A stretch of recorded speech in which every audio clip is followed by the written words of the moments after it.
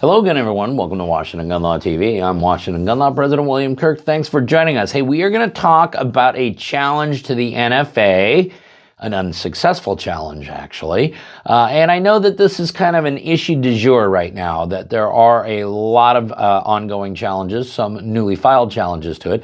This one actually goes back. This has nothing to do with reconciliation or anything like that. It's a case that we've talked about before. It comes out of the Fifth Circuit, had a really goofy ruling. They kind of backed off of that, and they're out with a new ruling. But that new ruling doesn't do us any good either. So today, let's spend a few minutes and let's talk about how the Fifth Circuit just upheld the NFA.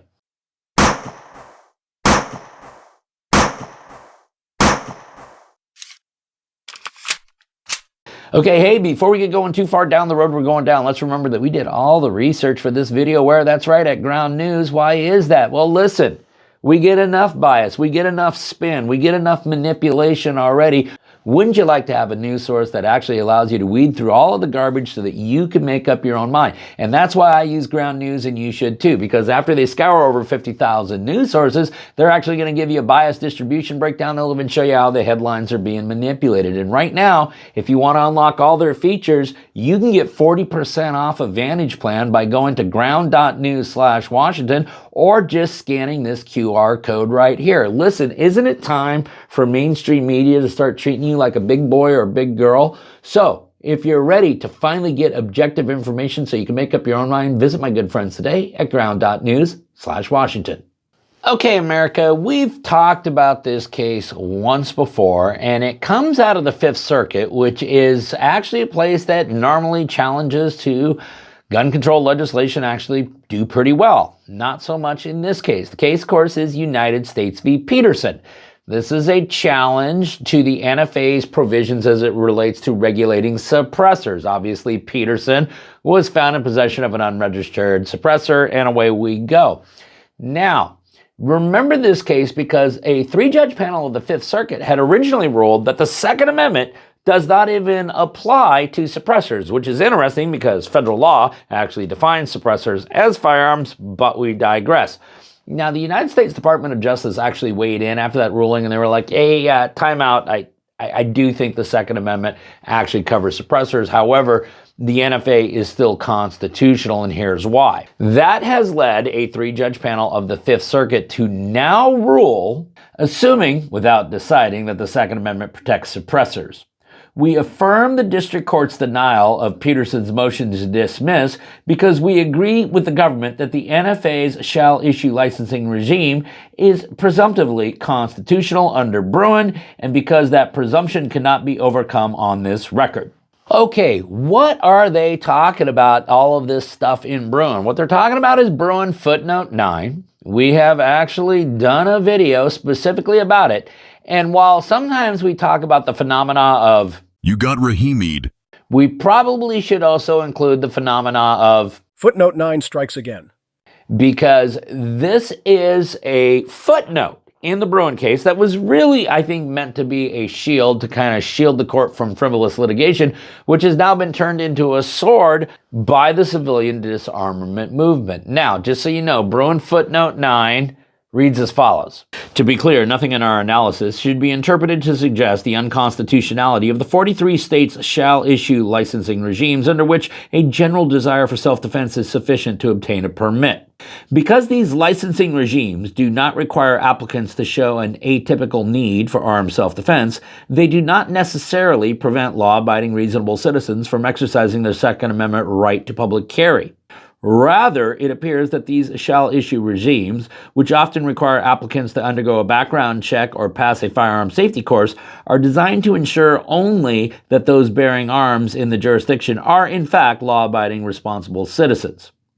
And they likewise appear to contain only narrow, objective, and definitive standards guiding licensing officials. And there's additional language in Bruen Footnote 9 talking about how, even with all of this objective shall-issue criteria, if it is put towards abusive ends, the court could still re-examine that. Now, the big thing to take from Bruen Footnote 9 as it relates to this opinion is the language which states, and they likewise appear to contain only narrow, objective, and definite standards guiding licensing officials. Okay, so I want you to see where they're coming from. If it's objective criteria, you have to pass background checks. You don't have to show us any other reasons or need. Just have to prove to us that you are qualified under all legal standards to possess firearm. That is what's going to get you the license. And what the court is saying is that is akin to how the NFA acts. The United States government argued it this way, and the court rules as follows. We now turn to Peterson's as-applied challenge to the NFA's suppressor registration requirement under the Second Amendment. Peterson contends that suppressors are arms protected under the Second Amendment and that the NFA is unconstitutional. The government agrees that the Second Amendment protects suppressors, but it maintains the NFA is constitutional under Bruen.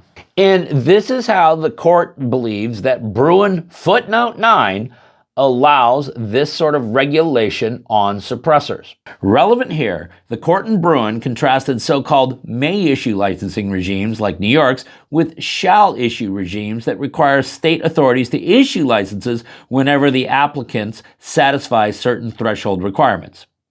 Because these shall-issue licensing regimes do not require applicants to show an atypical need for armed self-defense, they do not necessarily prevent law-abiding responsible citizens from exercising their Second Amendment right to public carry. So, did the Fifth Circuit three-judge panel say, okay, the Second Amendment covers suppressors? No, they did not.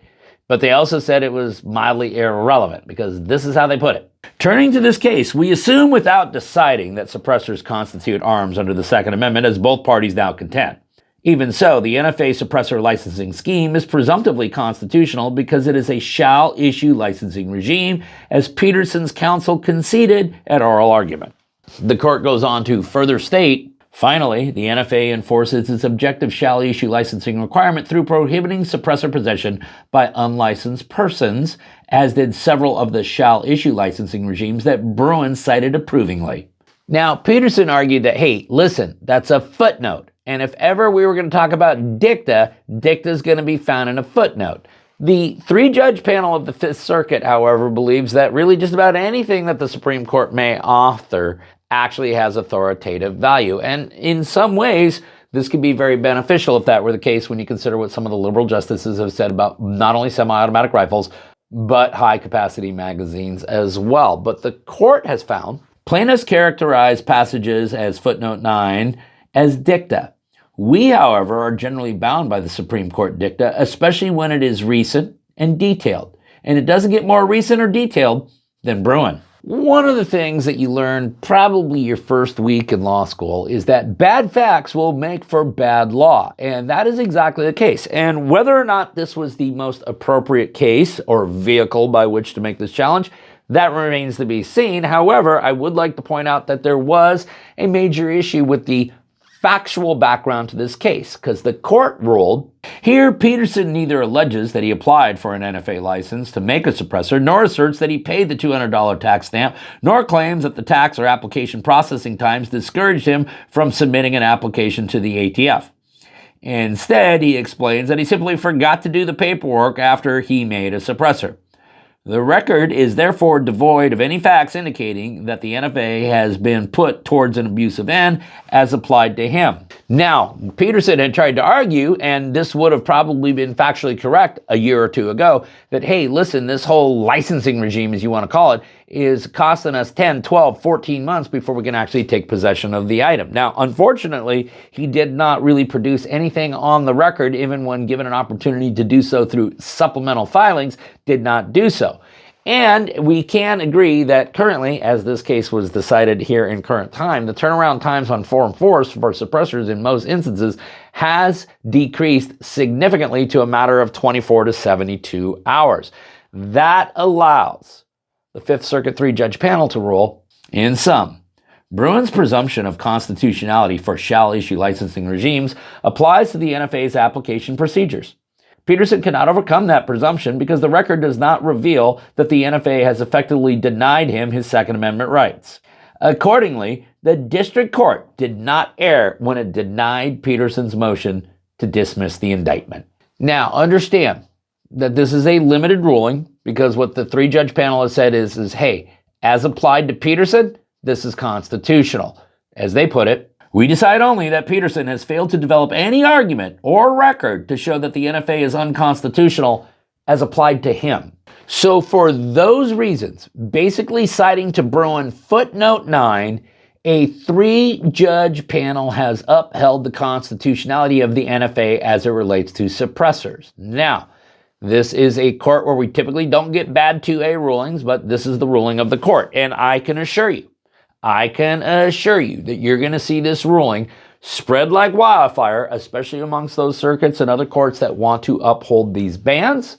And for that reason, I think that this is an issue that we're going to have to deal with much more in the future, especially as it relates to challenges to the NFA. Once again, the case that we're talking about today is United States v. Peterson. We're going to link it up down below. We'll also link up Bruen so you can read Bruen Footnote 9 for yourself. You don't have to take our word for it. Now listen, if you got any questions about this or anything else related to what's left of our Second Amendment rights, you guys should know how to get a hold of Washington gun law by now. But if you don't, that's okay. That information down there in the description box. If you got an idea for a video we should be doing around here, you click on that link right there and you tell us all about it. If you want to subscribe to the monthly newsletter, that information is down there in the description box. And then finally, and most importantly, let's everyone remember that part of being a lawful and responsible gun owner, like we talk about all the time here, is to know what the law is in every situation and how it applies to you in any instance that you may find yourself. Until next time, thanks for watching and stay safe.